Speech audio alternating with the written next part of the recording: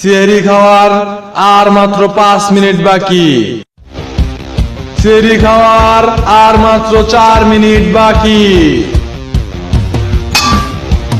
আর মাত্র 3 মিনিট বাকি। আর মাত্র 2 মিনিট বাকি। আর মাত্র 1 মিনিট বাকি।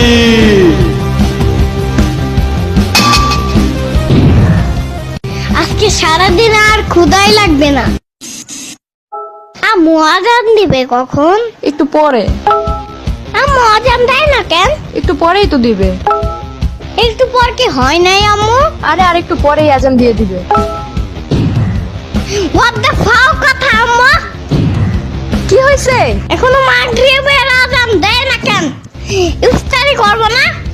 এতক্ষণ না খায়া থাকলে রোজা বেশি বড় হয়ে যাবে না?